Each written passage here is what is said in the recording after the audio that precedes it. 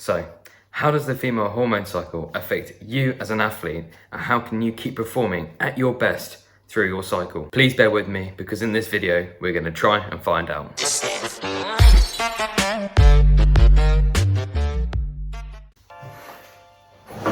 Right, before I delve into this topic, it is obviously something I have never and will never experience. But with the recent articles in BBC Sport about Eilish, McColgan and Dina on the issue, it is something I wanted to talk about. I will admit a lot of my knowledge comes from the book Raw, written by Stacy T.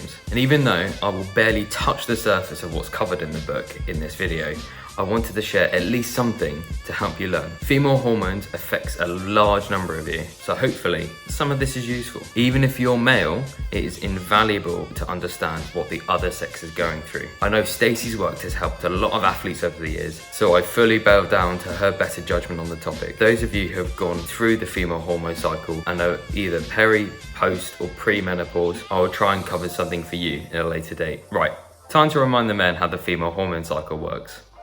Roughly. During a menstrual cycle, there are two phases. The first phase is the follicular and the second phase is the luteal. Each last about 14 days, with ovulation occurring somewhere in the middle. The first few days of the follicular phase is when a period occurs. About 5 to 6 days in, your estrogen starts to ramp up and ovaries begin to mature an egg. Estrogen starts to surge up to about day 12 when ovulation occurs. Once that happens, estrogen suddenly drops down and your body goes into nesting mode in case the egg has been fertilized. Post-ovulation, the luteal phase, estrogen does rise up again, but progesterone becomes the dominant hormone. Both peak 5 days before menstruation before the cycle starts again.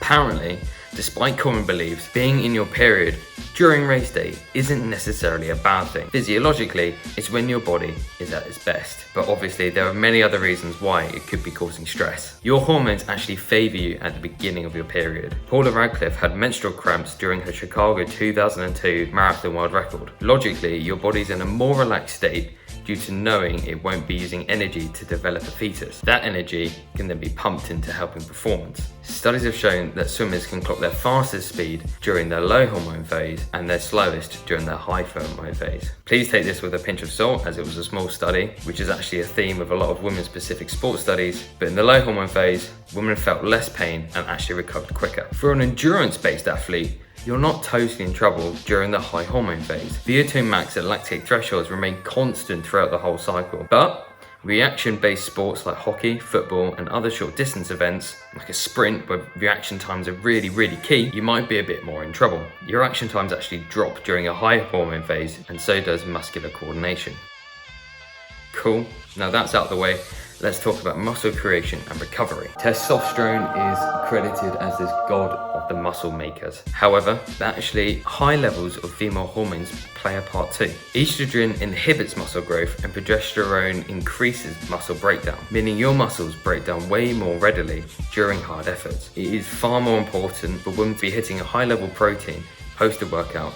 Due to this. This is ideally within that 30-minute window of exercise. But what kind of protein? There are 3 main branched chain amino acids. They are leucine, isoleucine, and valine. Probably got that pronunciation wrong. The one you want is leucine, which whey isolate protein is really high in, so that's fantastic. Now talking about your metabolism, estrogen reduces your carb burning ability to store glycogen for pregnancy and increases your fat burning ability. So if you play a really highly intense sport, make sure to be right on top of your carbs before your exercise during the premenstrual part of your cycle. As a rule of thumb, it's about 10 to 15 grams of carbs and 40 grams of protein before any workout. That's 90 minutes plus, and 40 to 50 grams of carbs per hour washed are out there. As a reference, as we've said before, a standard gel is about 20 grams. You also burn a lot more calories during your premenstrual phase, in the ballpark of 100 to 200 more per day. Now talking about heat and your core body temperature, progesterone elevates your core temperatures. Also, blood volume is lower in high hormone days, which is what we've said before. That reduces your body's ability to cool off. Progesterone, moreover, increases sodium shredding. This can be race ending in long events, like a marathon. It's gonna cause cramp, and that's gonna hurt a lot. To compensate for this, it is vital to drink before exercise and consider eating a slightly more sodium the night before. Now talking about cramps, 50% of polled athletes in 2014 in the ESPN magazine found that menstrual cramps affected their game. This apparently can be helped by taking magnesium, omega-3 fatty acids, and a low dose, about 80 milligrams of aspirin, not ibuprofen, aspirin, as it inhibits the cramp-causing chemical. Talking about headaches, some women suffer from menstrual headaches, particularly migraines during the estrogen shifts. Unlike premenstrual symptoms, PMS, headaches occur due to the drop in hormone before the menstrual flow. Headaches tend to be because there's a drop in blood pressure and a sudden dilation and constriction of your blood vessels. Stay hydrated and try and eat more nitric oxide rich foods. These include beetroot, pomegranate, watermelon, and spinach. They're all fantastic. Try and eat those leading up to a period. They can really help reduce the severity of the changes in blood pressure. Now, talking about GI issues. Gas and diarrhea are common before a period. For once, estrogen and progesterone aren't actually entirely to blame for this. That cramping chemical we mentioned before, which I think is pronounced prostaglandin or maybe prostaglandine, if you're making excess amount, they start to float around your body and trigger other smooth muscles, i.e. the bowels, to perform in a similar way. Hence, they cramp up. Extreme cases do include nausea and vomiting. The methods we talked about before, taking a low dose of aspirin, can help here too.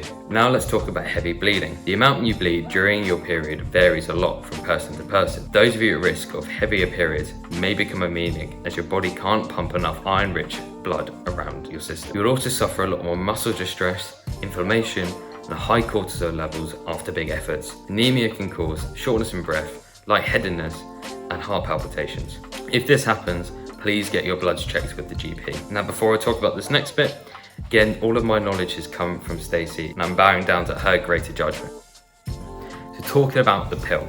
Should you tinker your cycle to help lead up to a big event? Paula and Jess Judd have both delayed menstruation for performance. They took a synthetic progesterone to do this. Both had negative results. Oral contraceptives have worked with better effect though. A 2005 British publication showed that a researcher synced up a whole swim squad in the run-up to the Olympics. This was done over a 12-month period. Radcliffe started taking birth control pills 3 weeks before a season to target a particular race. This obviously really doesn't work if your sport is a long season, say football, hockey, tennis, lacrosse, all of those, where you have to perform at a high level for a longer period of time. But if you're looking to peak for a particular day in a particular performance, this might be able to help. A word of warning, obviously, is the pill does have side effects. The pill is estrogen and progesterone based, so it elevates the already high levels in your body. A study has also found that it can inhibit muscle growth and slow down recovery for similar reasons we've mentioned before. Other hormonal contraceptives, like arm implants, can increase your body fat percentage and fluid retention too. In no way in this bit am I telling you what to do. There are many personal choices when it comes to picking a particular contraceptive, and it's not my place to tell you what to do with your body. You are totally free to do what suits you best. I'm only delivering the facts as I see them. Now let's talk about missed periods. It is not uncommon for female athletes to miss periods. It is normally down to the same root cause, and that is due to a cascade of female hormone disruption due to an inadequate nutrition. It is really easy to underfuel, and this is called REDS.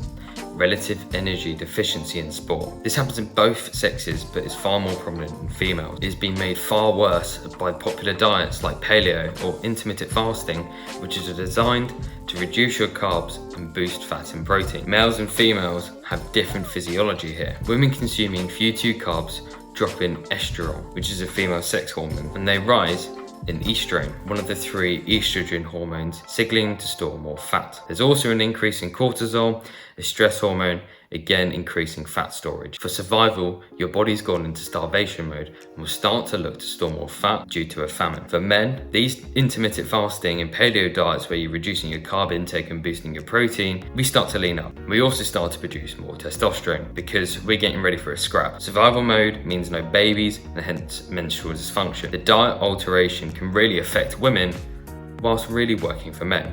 Just be careful. If you're having issues here, please take steps to address it. Your health is far more important than any sport performance. Okay, here are a final few bits of advice from me today. For peak performance during PMS, consider taking 250 milligrams of magnesium, 45 milligrams of zinc, and 80 milligrams of aspirin It's a baby aspirin with 1 gram of omega-3 fatty acids. These can be found in flax seeds and fish oils. Do this each night for the 7 days leading up to your period. For pre-training, take 5 to 7 grams of branch-chain amino acids, or BCAAs. This can help the progesterone-estrogen effect on the central nervous system. Whilst you're training, consume more carbs per hour in the high hormone phase. During this phase, aim for about 0 to 5 grams per pound of body weight. So for example, if you weigh 135 pounds, take about 61 grams per hour. In the low hormone phase, you can dial that down a little bit and aim more towards 0.35 grams per hour. Post-training, progesterone is extremely catabolic, which means it eats muscle and it inhibits recovery. Aim for 20 to 25 grams of protein within 30 minutes of training. Overall, aim for 0.9 to 1 grams per pound per day.